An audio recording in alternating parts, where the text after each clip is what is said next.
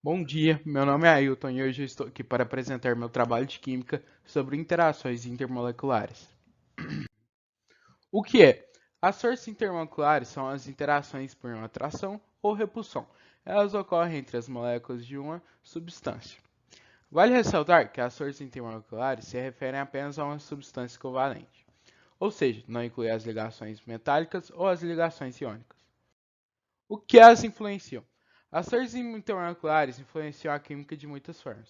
Elas são diretamente relacionadas às propriedades como ponto de fusão, ponto de ebulição e a energia necessária para converter um sólido ou um líquido ou um vapor. Existem tipos de interações moleculares? Sim, existe. Existem três tipos de forças intermoleculares, que são dipolo permanente, ocorrem em moléculas polares, onde existe uma distribuição irregular de cargas, de modo que uma região é positiva enquanto a outra é negativa. O dipolo induzido são de fraca intensidade e ocorrem entre moléculas apolares, entre átomos de gases nobres ou entre moléculas polares e apolares. Dessa forma, ocorre por uma deformação momentânea na nuvem eletrônica da molécula. Ligação de hidrogênio. São um tipo de força intermolecular mais intensa que ocorre entre dipolos permanentes das moléculas, em que o polo positivo é sempre o hidrogênio e o polo negativo pode ser o flúor, o oxigênio ou o nitrogênio, pois esses elementos são bastante eletronegativos, ou seja, atraem mais fortemente. Meu nome é Eduardo e eu vou falar sobre a ligação metálica. A ligação metálica é simples, é simplesmente a ligação entre elementos químicos, no caso, metais. O resultado dessa ligação nós chamamos de compostos metálicos, mas também eles são conhecidos como ligas metálicas. Precisamos entender que os metais têm baixa eletronegatividade. O que é isso? Tendência em perder os seus elétrons, ou seja, vão virar íons com carga positiva e assim, consequentemente, cátions. E o fundamento mais importante dessa ligação é que ela ocorre exclusivamente entre metais. Não importa a quantidade, podem ser um, dois, três metais diferentes, mas os elementos químicos têm que ser metais. Se em uma ligação tiver um metal e um não metal, ela deixa de ser uma ligação metálica. E como acontece a ligação metálica? Ela acontece através do mar de elétrons. Antes de eu explicar essa teoria e entender como é que ela funciona, é necessário lembrar do que eu disse anteriormente, que os metais são eletropositivos. Eles têm tendência a perder seu elétron na sua última camada, na camada de valência, ou seja, eles vão se tornar cátions.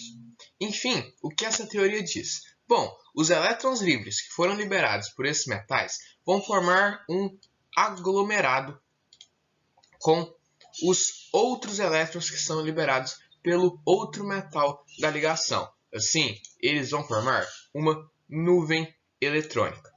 Posteriormente, esses elétrons livres, essa nuvem eletrônica, vai se atrair com os cátions, que foi formado através da liberação dos elétrons. Ou seja, eles vão formar essa estrutura aqui, que nós conhecemos como ligas metálicas ou compostos metálicos, que é o resultado da ligação metálica que acabou de acontecer.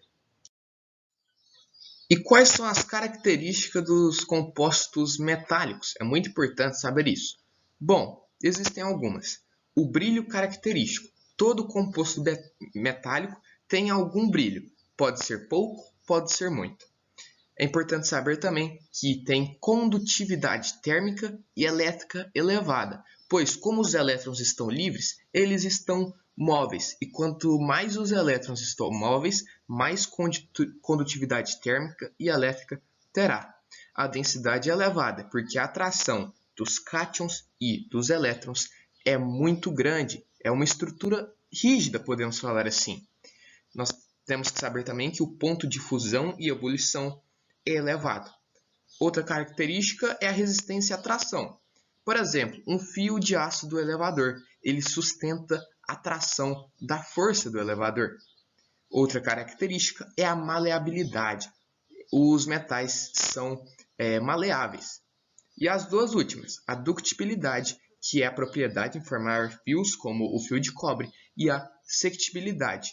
Os metais têm a característica também de formar lâminas. meu nome é Mariana, eu estou no primeiro ano e vou falar sobre geometria molecular. Conceito: geometria molecular é o estudo de como os átomos estão distribuídos espacialmente em uma molécula. Esta pode assumir várias formas geométricas, dependendo dos átomos que as compõem. Bom, a gente tem umas principais classificações, que são linear, angular, trigonal plana, piramidal e tetraédrica. E aqui embaixo do conceito eu coloquei para vocês as representações de cada uma dessas classificações. Linear. Essa geometria molecular ocorre quando há uma molécula diatômica, 2 átomos, ou triatômica, 3 átomos, na qual o átomo central está ligado diretamente a outros 2 átomos. No caso da molécula triatômica, não há uma nuvem eletrônica não ligante. Bom, aqui eu coloquei um exemplo padrão e embaixo 2 exemplos com I2 e CS2. Angular. Essa geometria molecular ocorre quando há uma molécula triatômica, 3 átomos, cujo átomo central liga-se diretamente a 2 outros átomos. Essa ligação apresenta obrigatoriamente uma ou 2 nuvens eletrônicas não ligantes. Bom, aqui eu trouxe um modelo padrão e embaixo um exemplo de H2O. Ou seja, tem uma nuvem de elétrons livres nesses exemplos e 2 átomos que estão se ligando.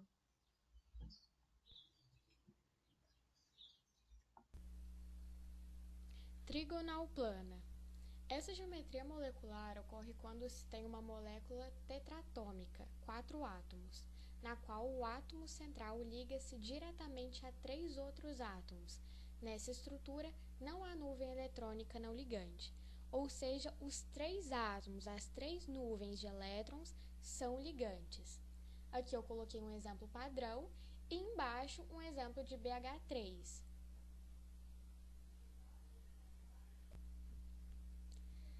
Tetraédrica. Essa geometria molecular ocorre quando há uma molécula pentatômica, 5 átomos, cujo átomo central, que não apresenta nuvem eletrônica não ligante, liga-se diretamente a 4 outros átomos. Ou seja, essa classificação, gente, tem 4 nuvens de elétrons ligantes, formando exatamente um tetraedro. Eu coloquei um exemplo padrão aí em cima, e embaixo do exemplo padrão eu coloquei um exemplo de SH4, formando uma classificação tetraédrica. Meu nome é Ana Luísa, eu estou no primeiro ano e vou explicar a polaridade das moléculas. Uma molécula é polar quando o número de nuvens eletrônicas no átomo central é diferente do número de átomos do mesmo elemento químico ligados a esse átomo. Todas as moléculas polares vão ser obrigatoriamente assimétricas e hidrofílicas, ou seja, têm afinidade com água e são de fácil solubilidade em água. Todas as moléculas, por outro lado, apolares, são simétricas e hidrofóbicas, ou seja, elas não têm afinidade com água e são de difícil solubilidade em água. Como exemplo, eu peguei a própria molécula de H2O, que é polar e assimétrica. O oxigênio tem 6 elétrons na camada de valência. Utiliza esses elétrons em cada uma das ligações simples com os átomos de hidrogênio. Dessa ligação, sobram 4 elétrons não ligantes, que formam 2 nuvens eletrônicas. Como a molécula de água apresenta no seu átomo central 4 nuvens eletrônicas e há 2 átomos do mesmo elemento ligados a ele, ela é polar e assimétrica.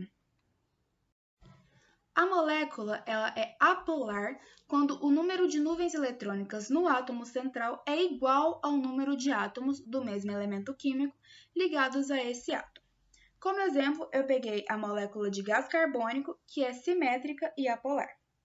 O carbono tem 4 elétrons na camada de valência, utiliza 2 em cada uma das ligações duplas com os átomos de oxigênio, não sobrando elétrons que não se ligariam ao átomo central, que é o carbono. Como a molécula de gás carbônico tem no átomo central 2 nuvens eletrônicas, para cada 2 ligações duplas, e 2 átomos no mesmo elemento ligados a ele, ela é apolar. Bom dia, eu sou Francisco Brazão Neto e eu venho apresentar um trabalho sobre ligação covalente. Ligação covalente: compartilhamento de elétrons por dois átomos para formar um composto covalente. A formação de ligações covalentes entre átomos polieletrônicos envolve somente os elétrons de valência. Aqui está um exemplo na estrutura de Lewis para formar a molécula F2. Somente dois negativos de valência participam da formação de F2. Os outros são pares isolados e E-. Cada átomo de F tem 3 pares de E negativo isolados. Cada par de E negativo compartilhados é representado por uma linha. Regra do octeto de Lewis. Qualquer átomo, exceto o hidrogênio, tende a formar ligações até completar 8 elétrons de valência, gás nobre. Aqui eu coloquei alguns exemplos de ligações simples, e ligações duplas e ligações triplas. Comprimento de ligação: distância entre os núcleos dos átomos ligados covalentemente. Figura 9.3. Comprimento de ligação em ppm do H2 e do H1. Do H2, no caso, vai ser 64 o comprimento de ligação, e no H1 vai ser 161. Na tabela ao lado, na tabela 9.2, comprimentos médios de ligação de algumas ligações simples, duplas e triplas. Aqui no lado esquerdo da tabela estão os tipos de ligações, e no lado direito podemos ver o comprimento das ligações. Trabalho de Química. Meu nome é Tiago e eu vou falar sobre a teoria de octeto. Teoria de octeto. O que é? Ela foi proposta por Newton Lewis. O Newton observou que a interação atômica acontece para que cada elemento adquira a estabilidade eletrônica de um gás nobre. Em algumas moléculas acontece o que chamamos de expansão ou contração do octeto. Isso é, o átomo central estabelece mais ou menos ligações previstas. Também na teoria de octeto, são 8 elétrons na camada de valência. Como funciona a teoria de octeto? Naturalmente, todos os sistemas tendem a procurar uma forma de adquirir a maior estabilidade possível. E isso não é diferente com o átomo. Os átomos são partículas base de qualquer matéria e cada um tem sua estrutura, uma eletrosfera. Exceção à teoria de octeto. Alguns compostos conseguem estabilizar com mais ou menos de 8 elétrons na camada de valência. Nesses casos, acontecem exceções à teoria do octeto. Expansão do octeto. Acontece principalmente com o fósforo, P, e o enxofre, S, que são átomos relativamente grandes e possuem o subnível D. Nesse caso, o átomo comporta mais de 8 elétrons na sua última camada de valência. Essa é a exceção. E também pode acrescentar, no caso do hexafluoreto de enxofre, o elemento central ficou com 12 elétrons, excedendo os 8 necessários para estabilizar de acordo com a regra do octeto. No caso, houve uma expansão do octeto. Bom dia a todos. Eu venho aqui apresentar meu trabalho de química. Vou pegar a parte da ligação iônica, que se faz em base do metal com a metal. Passando aqui para o próximo slide, né, eu coloquei o que é a ligação iônica. A ligação iônica é um tipo de ligação química que ocorre entre um ametal, como eu já tinha dito, e um metal. Nela, o metal perde elétrons e o ametal ganha. Portanto, a transferência de elétrons. Aí abaixo que eu coloquei uma imagem exemplificando a ligação iônica, que no caso aí está isso que eu falei em cima. Como a gente pode falar, o metal ali, dá para ver que está perdendo elétron, ou seja, está sobrando, e o ametal está ganhando.